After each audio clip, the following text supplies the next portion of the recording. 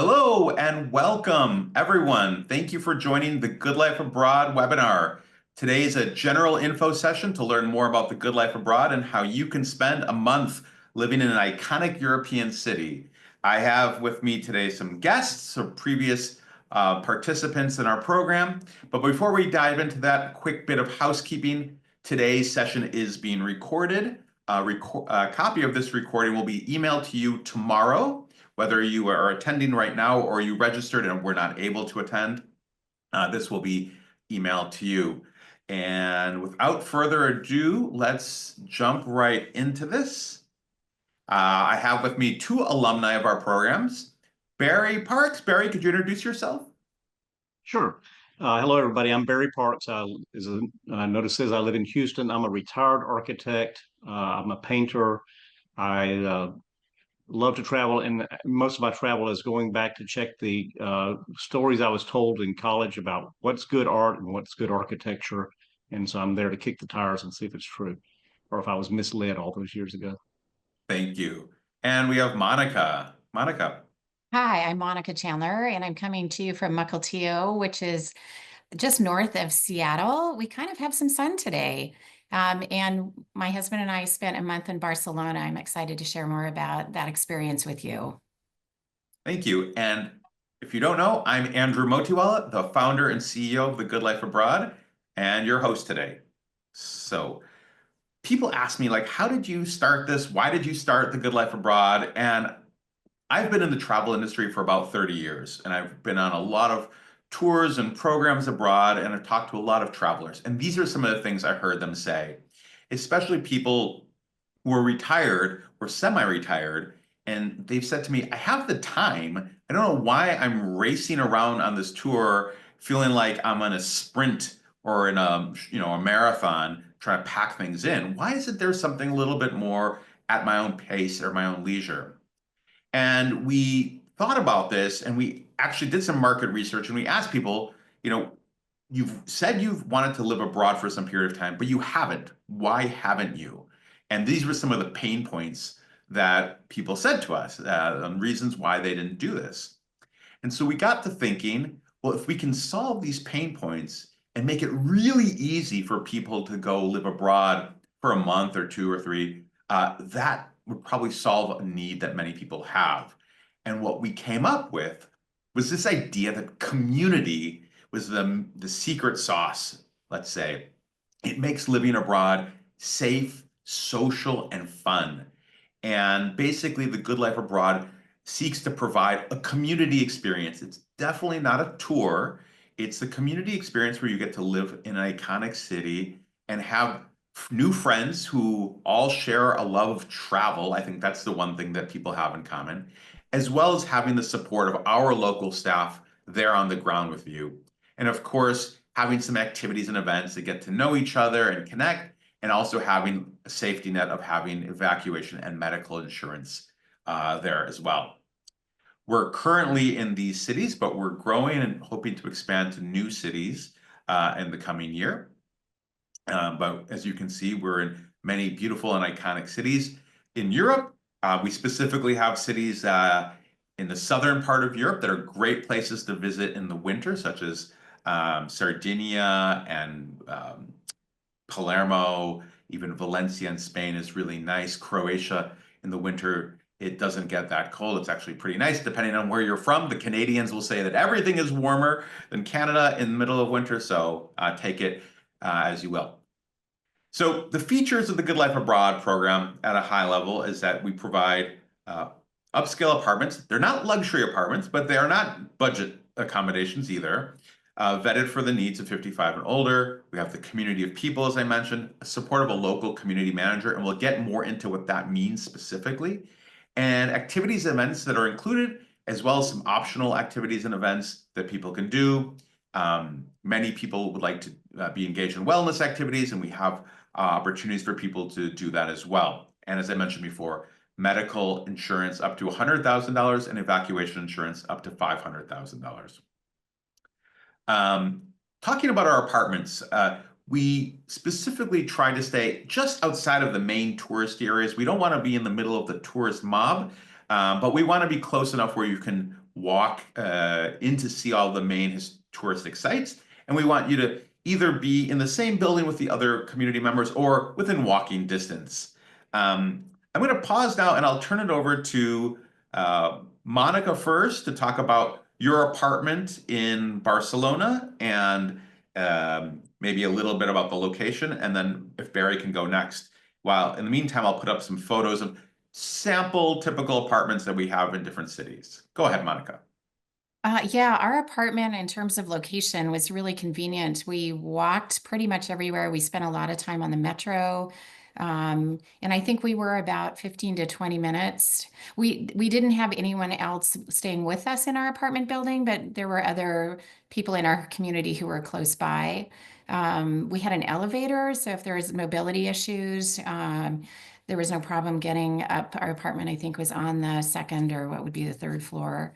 And it was very spacious. We ended up having a 3-bedroom, 2-bath, full kitchen, living area. So it was a great place for us to hang out, although we didn't spend a whole lot of time there, but very comfortable. That's great. And Monica, one of the things you probably discovered is that different people in the group had slightly different types of apartments, right? Because they're just like scattered apartments, regular local apartments across a certain neighborhood. Can you speak to that? Yeah, and I mean, I think we saw one other person's apartment, but just in hearing descriptions, yeah, I mean, they're not brand new buildings. You're in Europe. So, I mean, we appreciated just kind of the charm and the character. Like we had mosaic floors in our apartment. It wasn't carpet but certainly comfortable. We had Wi-Fi, we had air conditioning, we had a balcony. We had a washer. We did not have a dryer, but the bedroom was so big that we could put the drying rack in it. And so we would wash on laundry day and hang it all in the bedroom. It worked great. Great. That's important to note because most of the apartments in Europe do not have dryers, and some of them that do have two-in-one dryer washer combos. And if you've used them, you know that that takes a very long time to dry and doesn't really fully dry the clothes either. Well, and one of the things we really appreciated about the location of our apartment is we would go downstairs and in the morning there was a cafe right there. So we would get our cappuccino and croissant. There actually was a laundromat also right next door. And if we didn't want to wait for them to dry, we could easily just go down and do our laundry there. We had a place to have breakfast. There was a fantastic whiskey bar in the neighborhood, one of our favorite restaurants. So very convenient to everything we needed. It's great. Thank you. And Barry. So I think this was true of everybody, certainly in the groups that traveled the same time I did, and immediately afterwards. We were all in the Oltrarno area of Florence, which means just on the south side of the Arno River. My apartment was 1 block south of the second bridge west of Ponte Vecchio. It's a one that basically puts you on a path to go straight to the train station and bus station, which was only about 15 minutes away by walk. Truth of the matter is, there's not any place that I went in Florence, inside the historic area or even beyond, it was more than a 20-minute walk to everything. I had a grocery store that was half a block away. My apartment itself was up on the third floor. We had an elevator, or I had an elevator. There was a sort of small step difference between that and the getting into the front door of the apartment. I was traveling as a solo traveler. It had a really quite large and much nicer than I would typically have rented for myself apartment. This particular one had a living room with a kitchenette, and then there was above that a mezzanine with a queen size bed. Back on the main level, a large bathroom. It did have one of the washer dryer combos, which I discovered pretty quickly was actually more of a combination washing machine wrinkling machine. So I ended up using the hanging rack that was there pretty often. There was also a small bedroom on the lower level. Uh, Again, lots and lots of elbow room, a kind of nice view out the window. Great. And Barry, just curious, not putting you on the spot, but did you cook much, and did you find the kitchen to be adequate for whatever cooking needs you had? I actually did cook a lot. Again, I was traveling solo, and so while we would have group meals uh, regularly as part of the schedule thing, and there were also times that we would do sort of pickup groups among the participants in our scheduled group to go out and do a Florentine steak evening, that sort of thing. The rest of the time, I would again pop over to the grocery store and pick up pasta and uh, some vegetables and a salad and that sort of stuff. And I would often eat, and the kitchenette was certainly very sufficient for that. Again, it had a refrigerator. The stove top was a convection, so it heated things up quickly. Had a microwave. Um, so yeah, I was quite satisfied with the situation. Okay, great. Yeah, sometimes people say to us, oh, the kitchen's smaller. It's more of a kitchenette. In some cases, it's a two burner. In some cases, it's a four burner. It sounds like Monica had a four burner in Barcelona. But I actually had four burners as well with a cooked stovetop. okay. But what I hear in the end from people is, well, while I cooked a little bit at home, I ended up eating out a lot more. You see Monica smiling. Do you want to speak to that, Monica? Yeah, I think we anticipated we would cook more than we did, but we so enjoyed the food. And then as part of the community, there'd be another couple, or sometimes there would be six of us. We would communicate through our WhatsApp, and somebody would say, "Hey, we're going to this Italian restaurant tonight. Anybody want to join us?" And inevitably, I don't think that we ever actually made dinner. We did use, it was nice to have it to, have breakfast things and snacks. But in fact, when we got home, that was one of the things we missed most. It's like, where's our people? Where are we going out to dinner tonight? That's great. So let's yeah, one more thing on apartments is that many people ask if they can bring pets, and they can in most cities. Just check with our staff in advance, and there's usually a small fee.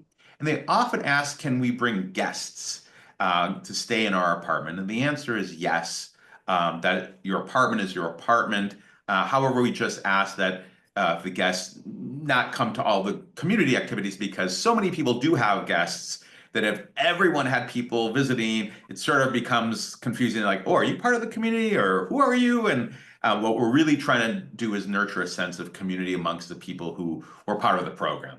But yes, you can absolutely bring guests. And I see some people asking about that in the Q&A. We'll jump into the Q&A at the end of the presentation, but you can start putting questions in there, just clicking the Q&A button at the bottom of your screen, and we can dive into more depth on those topics. On average, it varies in terms of the number of people per group.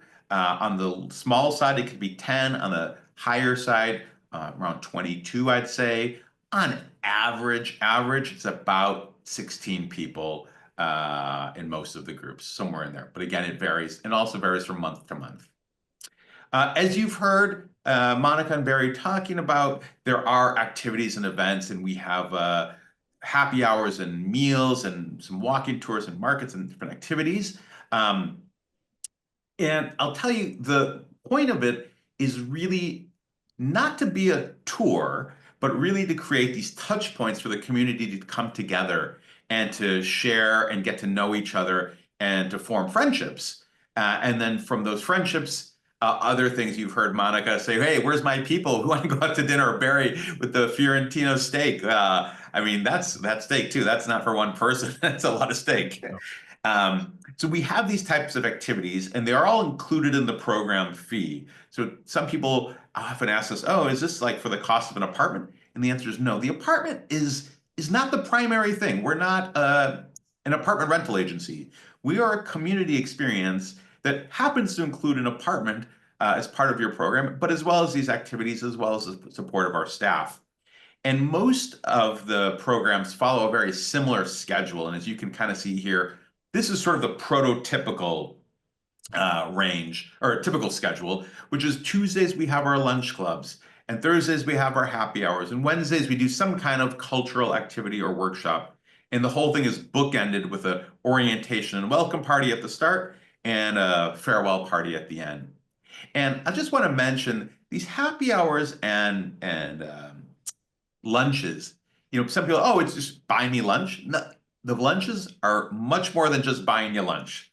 The lunches are a special time from our perspective, and what we tell our community managers is to try to take them to places they might not actually go on their own, or introduce them to new neighborhoods, parts of town that they might not stumble on by themselves.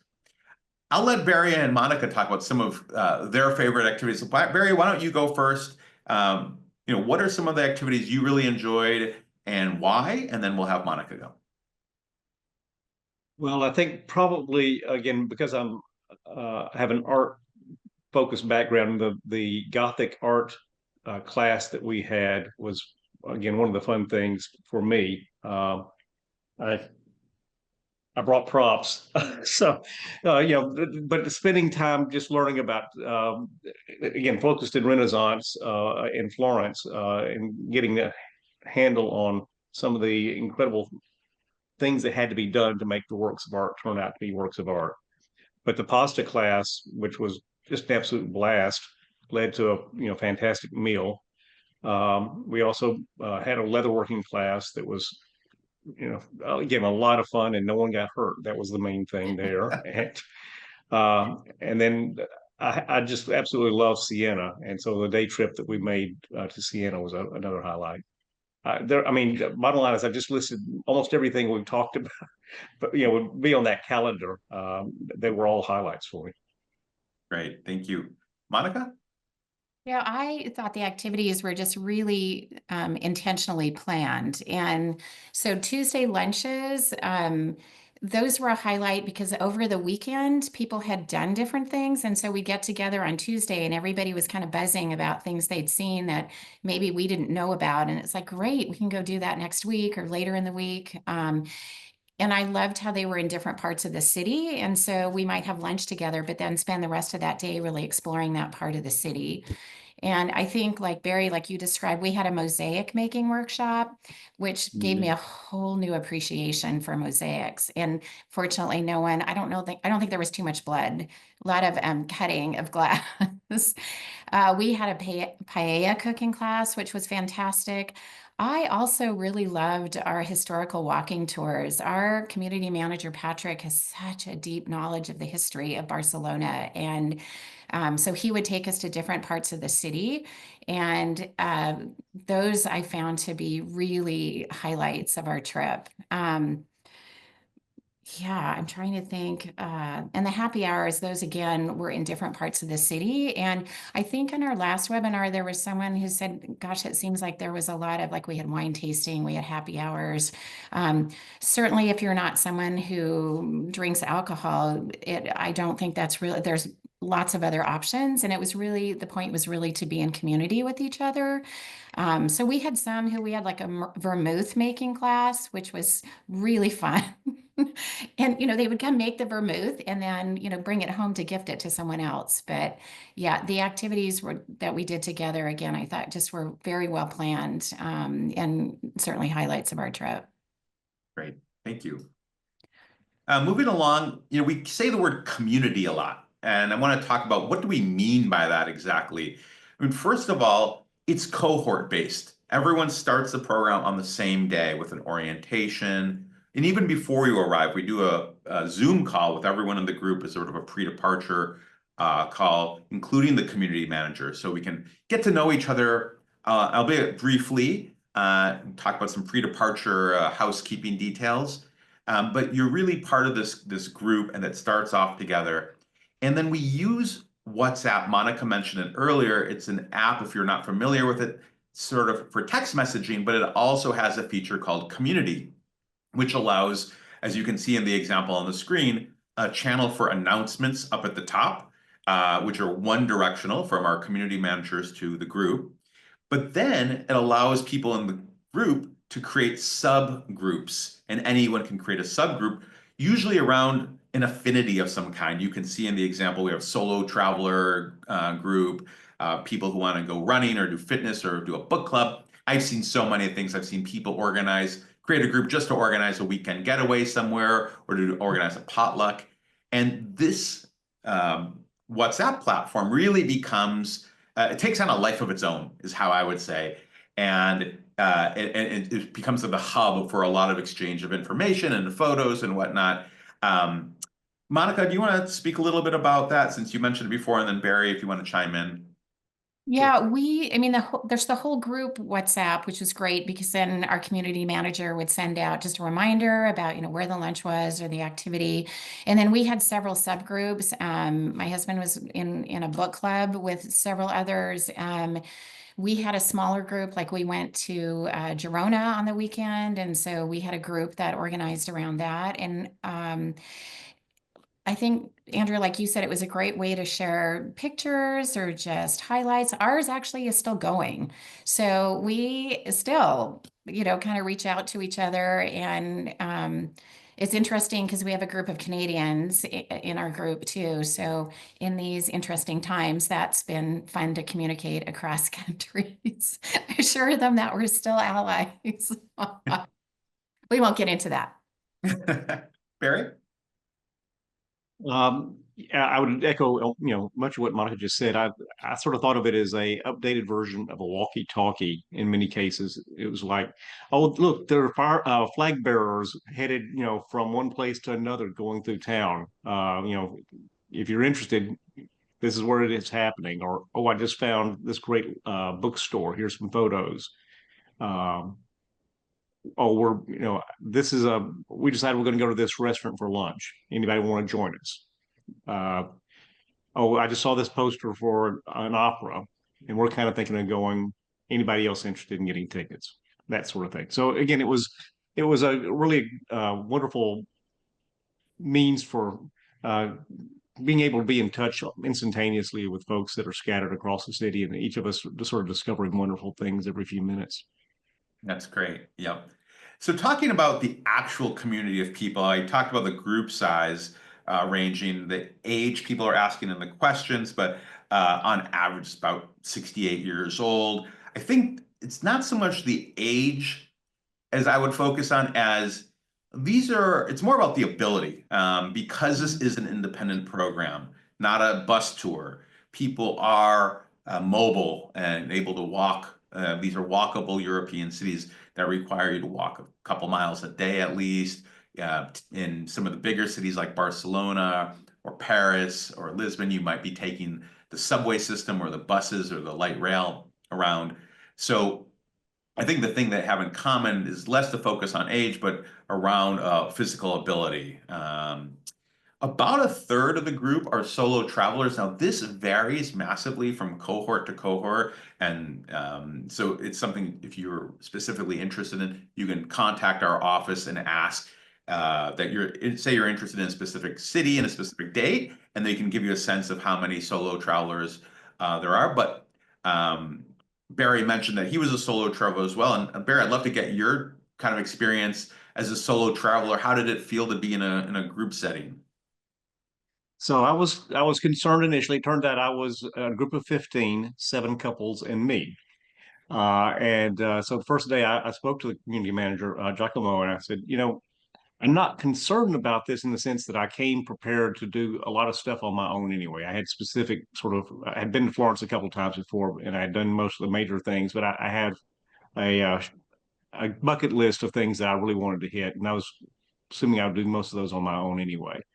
And he checked his records and said, well, there'll be a group here in 2 weeks. And it turns out that was a group of 12, 6 of which were single, solo travelers and 3 couples. And as that group arrived, there's a guy that was in that group who was a solo traveler, and he and I headed off to Verona, for a day, that sort of thing. And so I know that overlapping is not necessarily going to happen everywhere or regularly, but it sort of sorted things out, and it sort of points to your point or your statement about it varies from cohort to cohort. In my case, the one thing I was concerned about it was being the third wheel or the fifth wheel, and that was not the case at all. I felt adopted into every conversation and invited to every activity that I could possibly want to be. Kudos for the other folks that were in our group. They were just terrific people. Monica, any thoughts on that? Well, and I was going to echo Andrew, what you said about mobility and age range. I noticed somebody asked about, my wife is 50, and our group ranged from, I think, late 50s, and probably the most fit couple. We had a couple that were 78 and 80, I think, in our group. And they were probably some of the most fit. Like we'd say, "Oh, we took the metro," and they're like, "Yeah, we haven't done the metro the whole time we've been here. We just walk everywhere." So I think that the fitness level, or just the ability to navigate, is pretty important. And in our group, there were 16 of us, so six couples, and then four women, four solo travelers that were women of varying ages. And Barry, I'm so glad to hear what you said about you felt included, because I think that we really worked hard to do that in our group too, is to feel like if you're solo, we come on with our group, the more the merrier. And I know there was, on several occasions, we walked one of our solo women friends home. Her apartment was maybe 10 or 15 minutes away, and we just felt better about making sure she got safely home, even though she wasn't worried about it. And I'm not sure, I know there have been questions in the past about safety. It felt very safe there, but I don't know. It felt like that's what you do when you're part of a community, and certainly you have a caring relationship with others in your group. Yeah. I think that's really nice what you said, Monica, because it really does feel like you become friends with these people. I mean, I know it's people often think, oh, I don't need friends. I can travel. I've traveled by myself. But there's something that happens over the course of this month where you look out for each other and you're there for each other.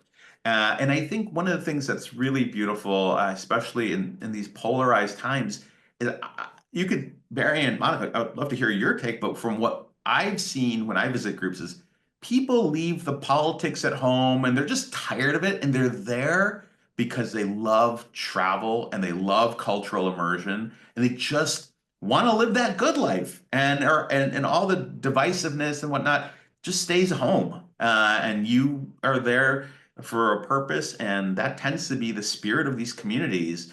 Um, and I will mention that, we have had people on our group who are same-sex couples or straight and whatnot, and that everyone is welcome. Everyone is welcome, because that's not a it's not a something people are focused on. They're just focused on, hey, everyone's welcome to our community. Let's have a great time and discover the city together. Monica, Barry, feel free to chime in there.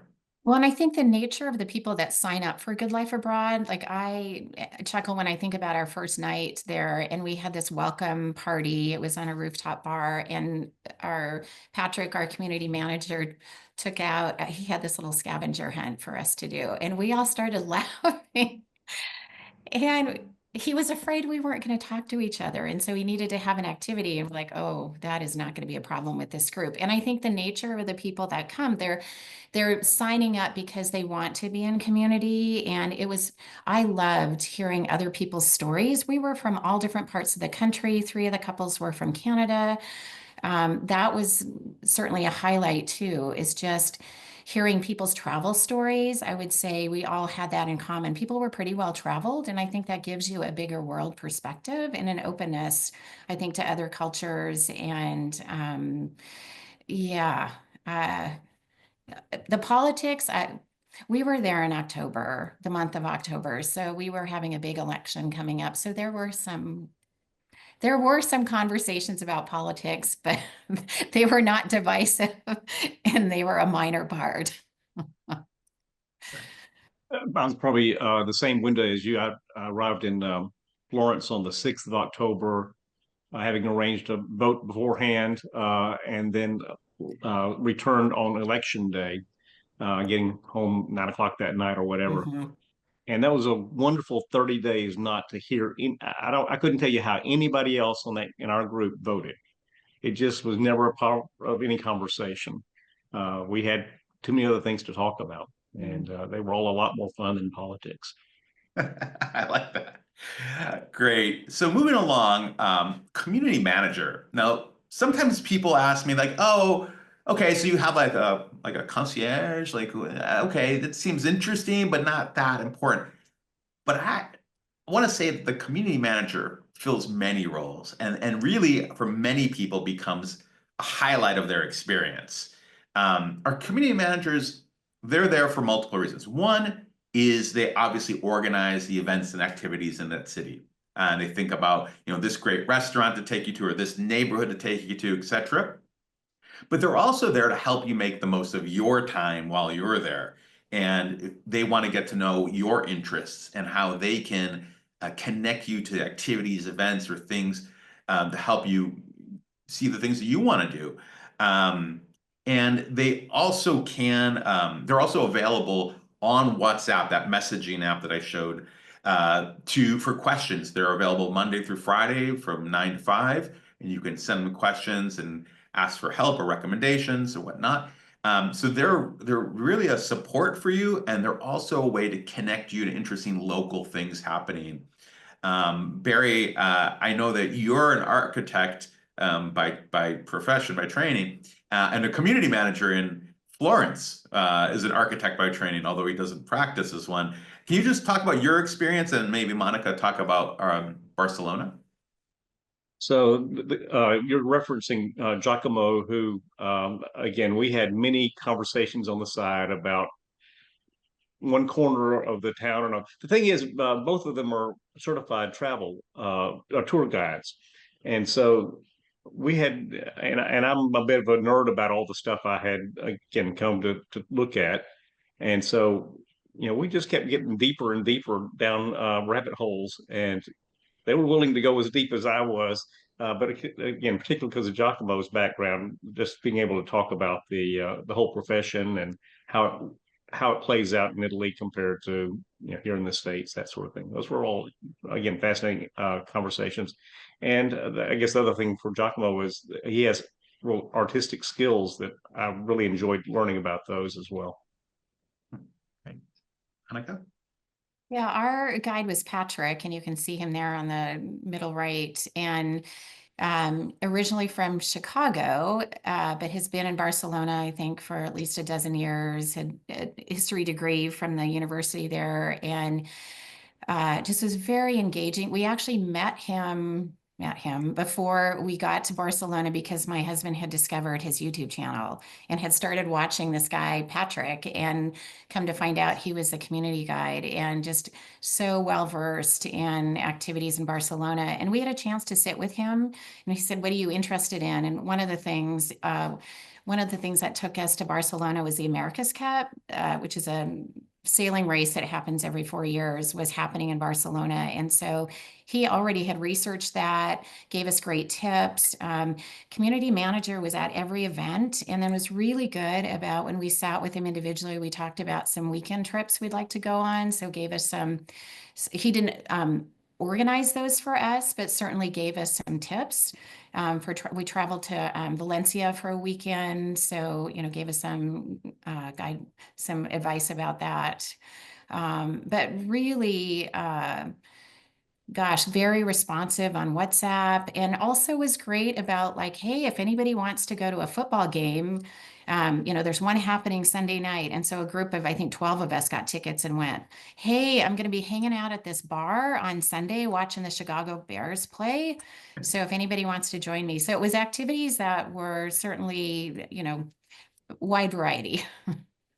Yep, that's great. Yeah, I think the community managers really are wonderful people. That's what we look for when we hire them. People who love sharing their cities with guests, and also who want to show them a part of the city maybe that most tourists don't normally see on a short visit to that town. Moving along, yeah, we talked about some of the physical mobility things, and Monica, you brought up some good points. But we do like to be really upfront about it. And every city is different.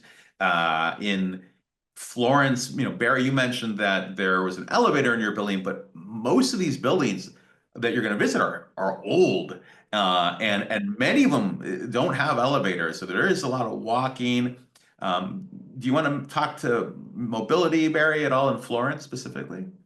So specifically in Florence, Florence itself is relatively flat. It's there by the river, the Arno River, and it's generally very limited amount of climb, but you do have cobblestone streets.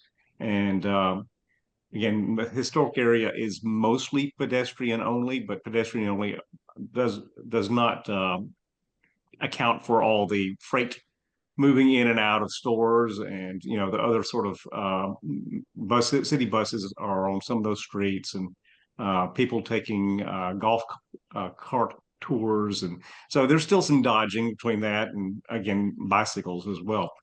I did trips outside of Florence as well. I hit 11 other towns and cities using Florence as a base. I took a total of I checked my phone at the end of the trip and discovered I'd taken 500,026 steps from the day I left home to the day I returned.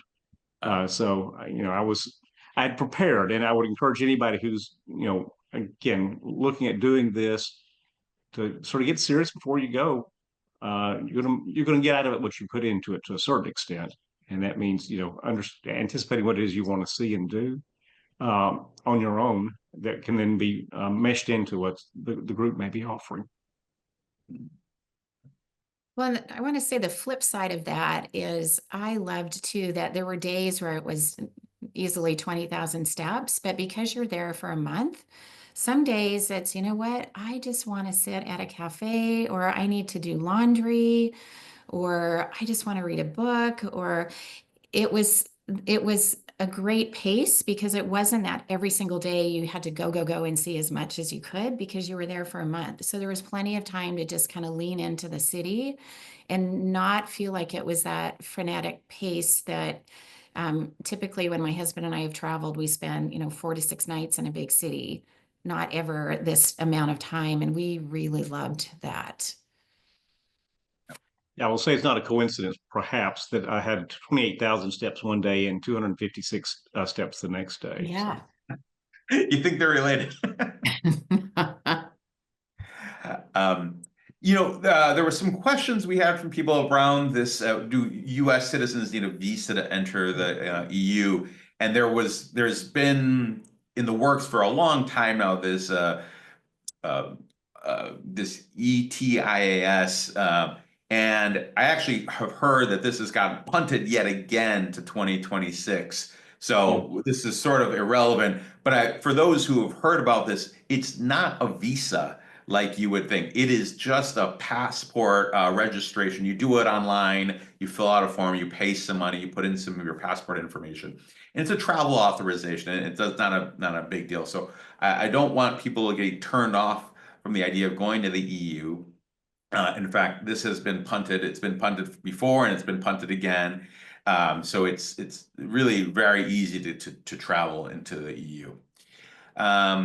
People ask, what's included in your prices, Andrea? And so it's all the scheduled activities that we talked about: the cooking class, the walking tours, the happy hours, the lunches, the insurance. The apartment, that's all included in there. It does not include the airport transfers and your groceries.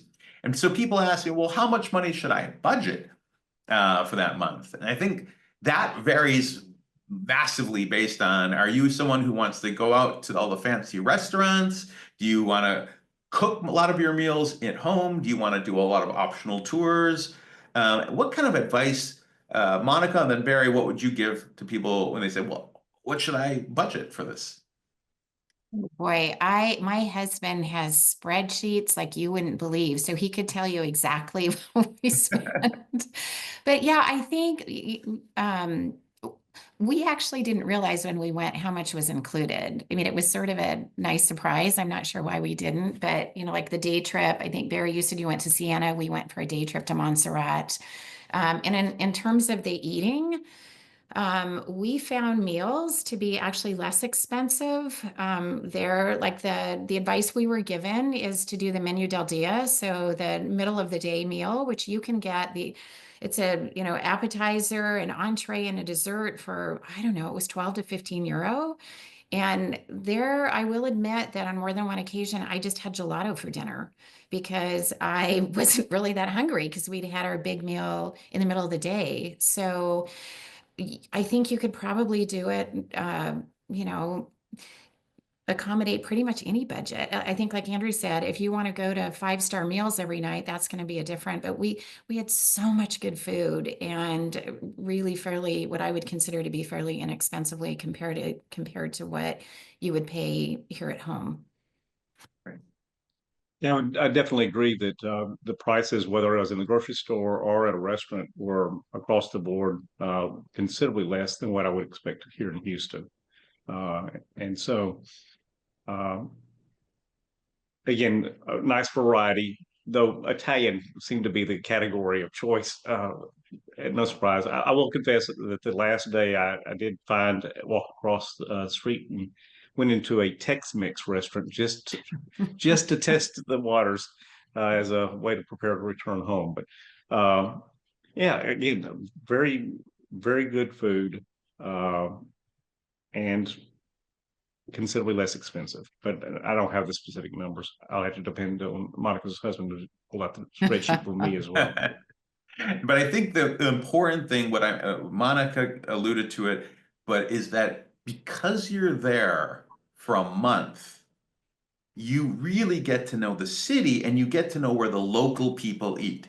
And you're not eating in the place where the tour groups and the cruise ship people are walking in that are priced at a completely different level meant for tourists. By you being there, you learn about the Menu del Dia. You learn about the place where the blue collar workers eat in Florence. And there's a place that Giacomo showed me that I just love that place, one of my favorite. And so you end up spending a lot less than you might imagine because you really get to know the city and a lot of and secret places that are really special. Um, Now the prices, people say to us, "What's the price?" I'm like, "Well, it varies on the destination, as you can imagine. London is extremely expensive, and Sicily is a lot less expensive, and the season and peak season and the number of people." So I encourage people to just go to the website, click the button that says "Book Now," and you can view all the prices and the combinations of rooms, and look around because from season to season, it varies greatly, and from city to city. So people are asking, someone in the questions was asking about, can I see the apartment you're staying in? Uh, so for the most part, the apartments are very similar. We use the same property management company in most of these. In one city, we use the same property management company, so they tend to be of a certain standard. It can vary from group to group, but you can see on the website if you click on our website locations, the city, and you scroll down. There's a part around accommodations and it has a photo gallery. You can kind of get a sense of what those look like. Um, before you go, about 4 months before on average now, we make sure that you are assigned an apartment. You can look at it. You can see, if there's some special request you have, or talk to our team and they can take that into account. For example, if you have mobility issues, we normally stay in places that have an elevator if you're staying on the more than one flight of stairs up. So if it's multiple, but if you said, no, I can't even do one flight of stairs, well, we should talk, but we can usually accommodate these types of requests. You can see the payment schedule here and the cancellation schedule, and this is all on the website as well. Where you can see until about 4 months prior, it's refundable, and your deposit just gets converted to credit. The deposit is the one piece that we hang on to because we do put a fair amount of work into every booking that comes in the system in terms of finding them an apartment, doing lots of calls, and trying to provide a lot of information. So there's a lot of work that goes in. And often when people need to cancel, it's not about, I don't want to do this anymore. It's life happens. I got to get a new hip, or my kid's having a baby and I can't be away, or my granddaughter is graduating from high school, and we understand that these things happen, so we're happy to take the deposit and move it to another date. All right, we're gonna go into questions and answers. And there's many questions coming in here, but before we get into the Q&A portion of it, let's really gonna get honest and raw here. I mean, not that you haven't been totally honest, but Monica, why don't you start and say, what is something that was challenging or difficult or you didn't love so much about the experience? Because it wasn't all, roses and unicorns, right? Well, and it was honestly, when that question was asked, I had to think for a minute about what was challenging. And um, for us, we had a few issues with our apartment. And I think somebody asked about the size of the apartments. We were fortunate and had one with several bathrooms. And there was one day where neither of the toilets were flushing, which is a situation you want to be in. But, we called the property manager. They sent someone out right away. They took care of it. We found them to be very responsive whenever there were issues, which were not often. But again, you're uh, in an old building, and like our elevator, they were doing some construction on some other units in the building. And so there would be times when it would be sort of unavailable to get into the elevator. So we would just take the stairs. And frankly, the elevators are so small, you can hardly fit two of you in at the same time. But in terms of challenge, that's part of travel. You go with the flow. So for the most part, what I can say is it exceeded our expectations. And we had pretty high expectations of this month that we were spending, and it exceeded every one that we had. Barry, challenges? Bigger challenge is answering this question because there really weren't that many challenges. I think the only thing that comes to mind was I mentioned earlier that I was on the third floor, one block south of this bridge. That again, if one's looking at a map of Florence, you would see Ponte Vecchio, you'd see the next San Trinite bridge, which is a very narrow bridge, doesn't get much traffic. And then I was lined with the next one, which is the major traffic passageway from north to south over the river. And so that led to late night noises with ambulances and that sort of stuff. Oh. There was traffic noises that got, sort of pushed up into through the window and up the mezzanine where my bed was. Um, I would I had echo noise. that challenge, the sleeping, like we live in the suburbs and you're living in the city, and Right. garbage gets picked up at 3 o'clock in the morning right outside your window. And that took some time to get used to just the noise. So you bring earplugs or take the Yeah. occasional unisom to sleep. But yeah, that was certainly manageable. Yeah, that's where I ended up. I had some noise canceling earpieces and would put those in. And Yeah. when I finally realized I could do that, then I had no problems anymore. I think a couple of the challenges that we anticipated, I think somebody asked about the language too. Like in Barcelona, it's not Spanish, it's Catalan.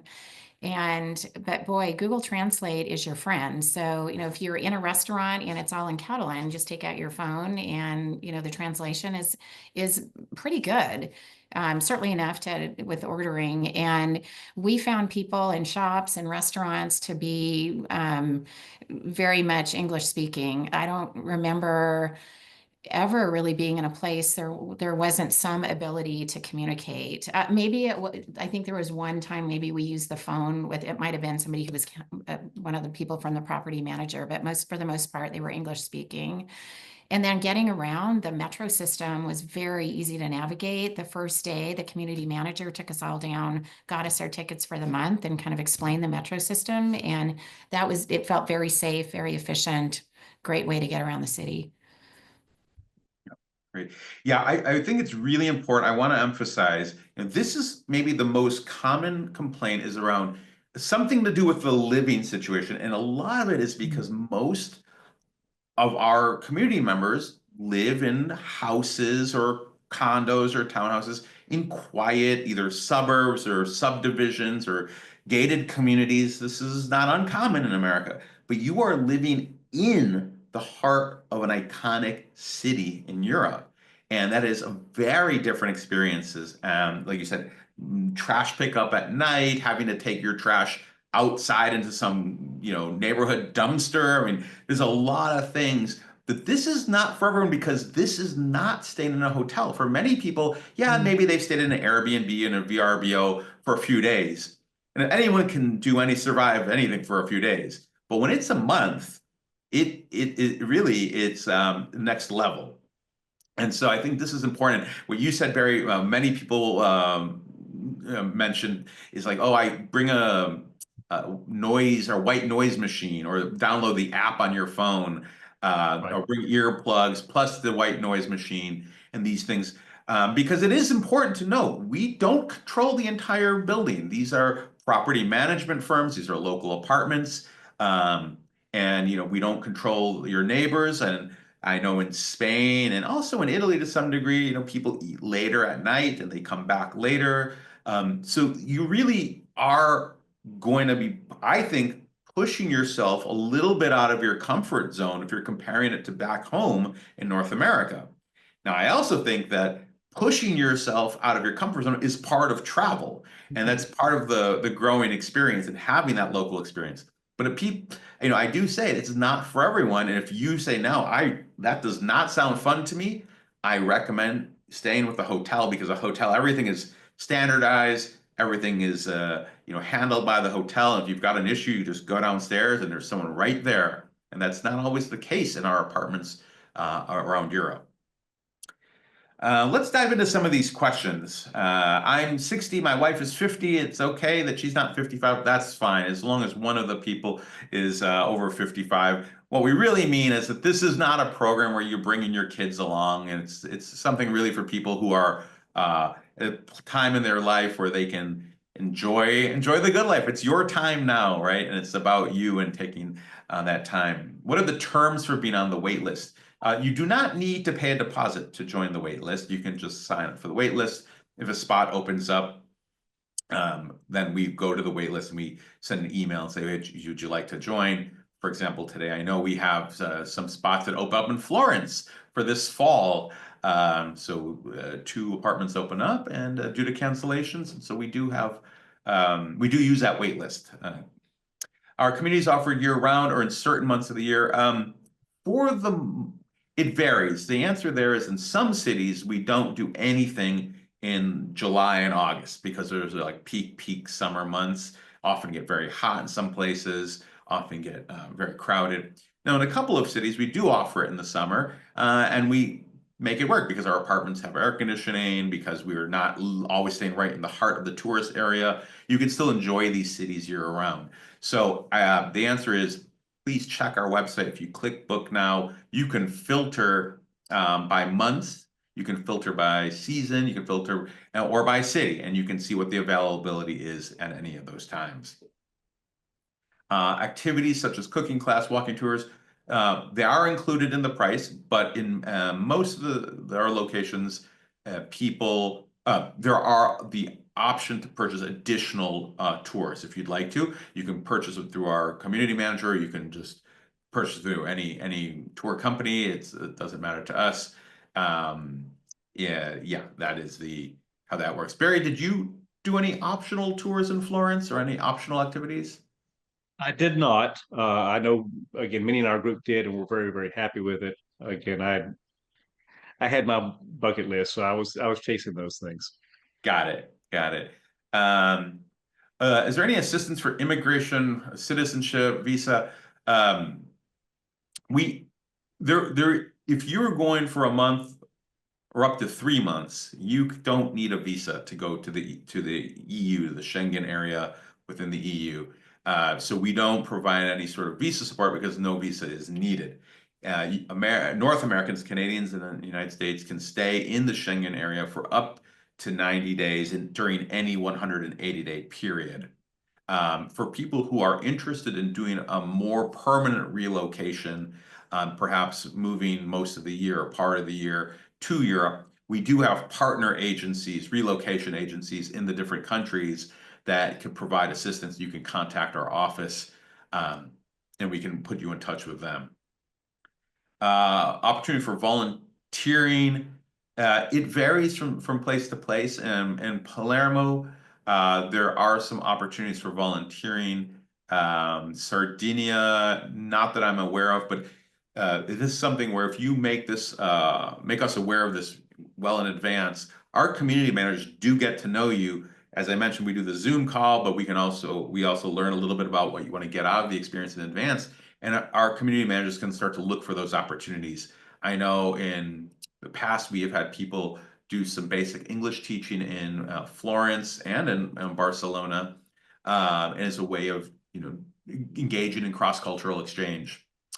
2 beds on the sign-up page. Does that mean 2 beds or 2 bedrooms? That means 2 bedrooms. Our options are 1 bedroom apartments and 2 bedroom apartments.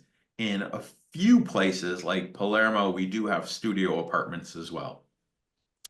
Attendance at the community activities required? Not at all. Everything is completely optional. And Barry, you could speak to this perhaps, but I heard from other solo travelers saying, what I loved is I could go be social, but I could also go off and just be independent when I wanted to. Really no, feeling or obligation to be with the group at all the time. Is that what you felt? Yeah, there was no sense of obligation about it, but for me, it was the chance to again engage socially after having spent many days by myself, or many portions of days by myself, and those led to again great conversations. I could learn what others were doing, and in a couple of cases learn things I might need to go find on my own as a follow up. And one of those conversations led to I was asked if I would be interested in going to CC, and it turned out I was the only one who'd been there before, and I was certainly interested in going back, and so I became the leader of that group. So yeah, there was sort of the interaction was a really important part of that time for me. Yeah, yep, I hear that often. Not obligated to go to any activities, but people don't want to miss them. They look forward to them. Exactly. Yeah. Uh, do participants typically do more than a month?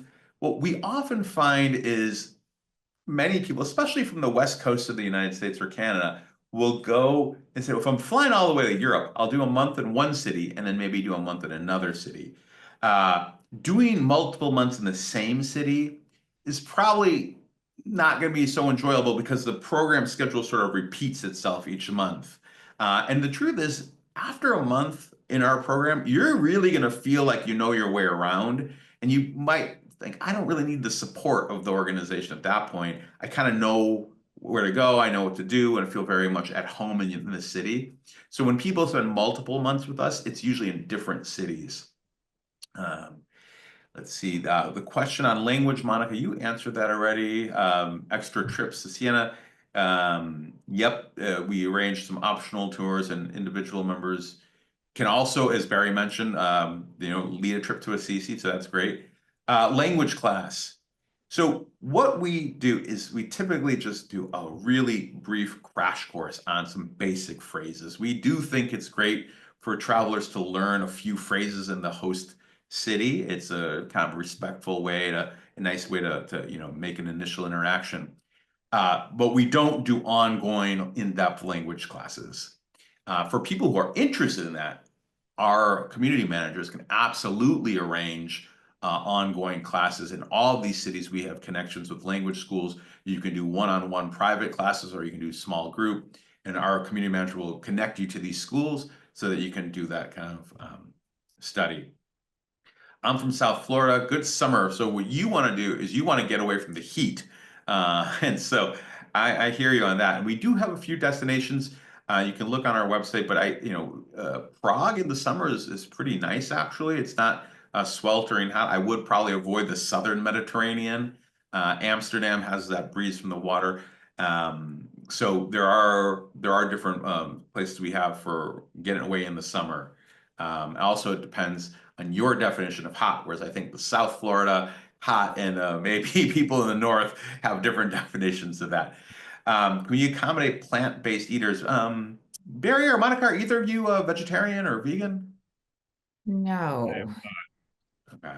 But I'm pretty sure there were a couple of folks in the group that were, and it didn't seem to be an issue for working around um, any of those concerns. Excuse me. At least in Florence, the restaurants are very used to modifying or offering options that are friendly to sort of any category of eating you fall into. I That just may be remember less true in some of the smaller towns. We had several people in our group who had, I don't know that it was celiac, but digestive issues and had no, I mean, it was the best they had felt because the food is just so fresh and good and doesn't have all the preservatives in it that we have. That, yeah, I don't remember that being an issue for anyone. Great. We are at time, and I want to be respectful of everyone's time. So I'm going to just kind of do a rapid fire, try to answer some of these questions. Which cities has everyone in the same building? I'd say contact our office, info@thegoodlifeabroad.com.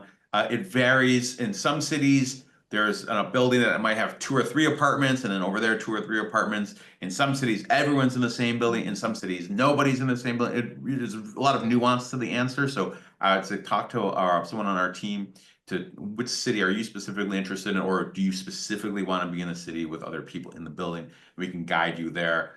Do kitchens typically have ovens as well?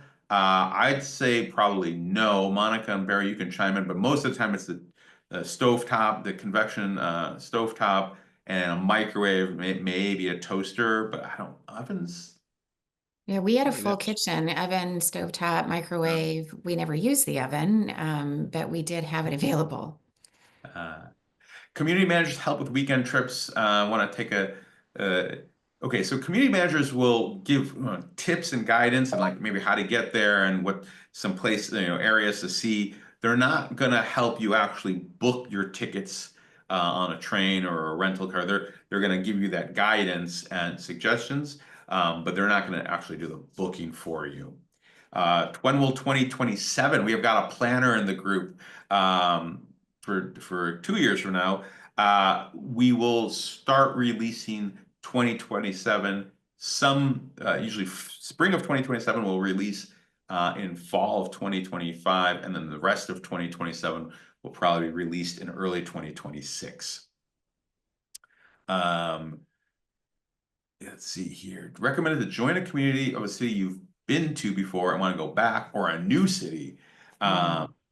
Yeah, I would say I'm not going to answer specifically because we don't have statistics or a survey, but what I would say is a lot of our travelers have been to these cities before, but they've been on a tour or a cruise or doing independent travel where, I found it interesting, this factoid.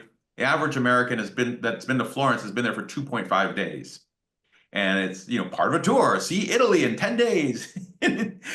Once you've been there for a month, you just think, oh man, you didn't see anything in 2.5 days. So these cities, all of them have so much to offer and there's such depth and the more time you spend. So many people have been there, but they've been there for a short period of time. And going back allows them to go so much deeper. Um, all right, I'm gonna skip some of these questions just on the sake of time. But please, you can always contact our office, info@thegoodlifeabroad.com. And for pricing, you can click on dates, click book now on our website, thegoodlifeabroad.com, and then it'll have all the different pricing. You can have friends stay with you. Edinburgh's sometime in the future, probably not. It won't be this year, I could tell you. It might be the following year. Language studies, let's see, Southern France, maybe 2026, not Southern France in 2025. No smoking, none of the apartments allow smoking. Um, and yep, okay. So I think for now, any other questions, feel free to contact us again, info@thegoodlifeabroad. And thank you very much, Barry and Monica, for joining us. I appreciate your time and sharing your personal insights with everyone. you Uh, do. any parting shots before you go? No, I just, if you're thinking about, I mean, I was kind of nervous, skeptical. I think we were one of the first groups, and my husband was like, let's try this. And we will definitely do another one. We're looking at next in 2026, a different city. That question about going somewhere you've been before or somewhere new is interesting. We'd been to Barcelona, but we're thinking about going somewhere new, like maybe Split. And yeah, I would just encourage you to do it. And I'm not, and I'm not getting anything out of this other. I think it's a fantastic way to travel, and we've been telling all our friends about it. I would just add that I just think this model for travel is a was a terrific fit for me. and the time that I had there was revelatory and restorative, and it again helped me sort of well, in many aspects of my life. I'll just put it that way. It was a chance to again sort of prove to myself that I could do this, and it turned out to be an easy thing to do. And I just feel a really positive outcome for me. I love that. Thank Relevatory and restorative. That's beautiful. I Yeah. love that. Thank you. Thank you, Barry. Thank you, Monica. And thank you, everyone who joined us today. Again, this has been recorded and we'll send you it tomorrow by email. Thank you very much. Take care, everyone. Bye-bye.